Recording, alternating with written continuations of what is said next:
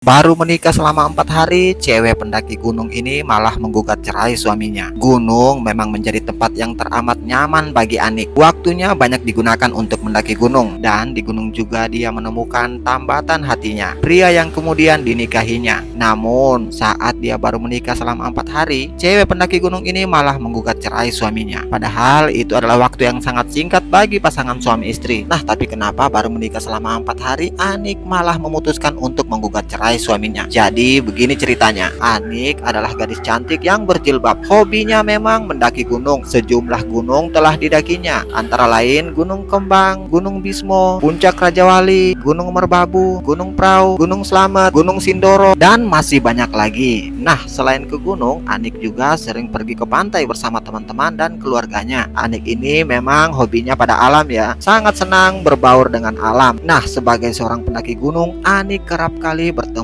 dengan sesama pendaki lain ketika sedang mendaki gunung. Dan disinilah awal pertemuannya dengan Harno, pria yang kemudian akan menjadi suaminya. Nah, jadi pada suatu hari, Anik sedang mendaki gunung, dan saat mendaki itulah Anik bertemu dengan Harno. Mereka kemudian saling menyapa, saling kenalan, dan ngobrol-ngobrol. Setelah turun dari gunung, Anik dan Harno ini saling bertukar nomor handphone. Selain bertukar nomor handphone, mereka berdua juga berteman di sosial media. Karena satu frekuensi, Anik merasa cocok dengan si Harno. Anik dan Harno ini tinggal di wilayah yang berbeda. Mereka berdua juga sudah sama-sama kerja sebagai karyawan swasta. Karena begitu besar rasa cintanya, meski terpisah jarak dan waktu, Anik rela menjalani pacaran jarak jauh. Dan itu tak tanggung-tanggung berlangsung selama 4 tahun. Sungguh waktu yang sangat lama untuk mengenali pribadi seseorang. Tak dapat dipungkiri, dengan pacaran jarak jauh itu sering muncul rasa rindu yang mendalam. Maka untuk mengatasinya, Anik kadang melipur diri dengan mendaki gunung. Menurut Anik, ini adalah cara yang ampuh untuk menghilangkan beban pikiran. Nah, setelah pacaran jarak jauh selama kurang lebih 4 tahun, Anik merasa sudah cukup kenal sedikit banyak tentang Harno. Akhirnya tibalah saat yang ditentukan. Mereka akan menikah dengan tujuan niat suci dalam hidupnya. Anik menautkan cintanya kepada Harno. Menurut Anik, ini adalah bukti cinta yang mendalam bagi dirinya.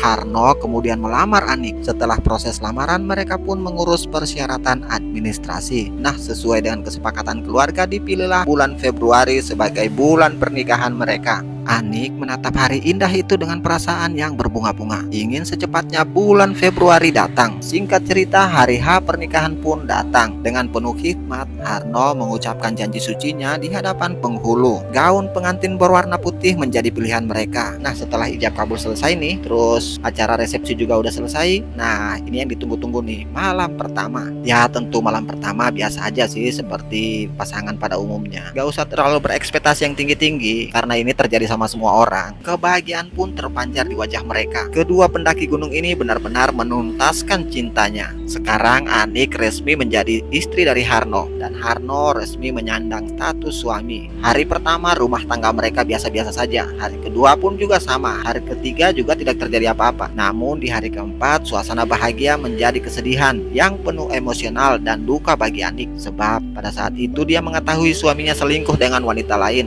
Hal itu Anik ketahui saat suaminya teleponan mesra dengan wanita lain. Anik curiga, lantas menanyakan, "Siapa yang kamu telepon itu?" Suaminya dengan gelagat aneh menjawab pertanyaan Anik. Anik kemudian mendesak suaminya untuk menjawab pertanyaannya. "Dengan siapa kamu menelpon? Siapa itu?" Begitu kata Anik, dan Anik pun mendapatkan jawaban. Akhirnya si Harno bercerita. Anik pun kemudian mendapatkan jawabannya. Ternyata perselingkuhan itu terjadi sejak Anik dan suaminya masih pacaran. Suaminya yaitu Harno sudah mendua dengan wanita lain. Harno juga menjalin cinta dengan pramugari kereta api. Nah, di tengah bulan madu yang indah, berubah 180 derajat menjadi buram. Padahal waktu itu Anik lagi senang-senangnya menghitung uang hajatan dari pernikahannya. Ini menjadi sakit hati yang teramat dalam bagi Anik. Dia tidak sempat berpikir panjang lagi. Dia mengambil keputusan untuk menceraikan suaminya. Anik pun kemudian menyewa pengacara. Melalui kuasa hukumnya, Anik mendaftarkan gugatan cerainya ke pengadilan agama. Nah, selama proses perceraian di pengadilan, suami tak kunjung juga hadir, sehingga ini membuat hakim cepat mengabulkan gugatan Anik.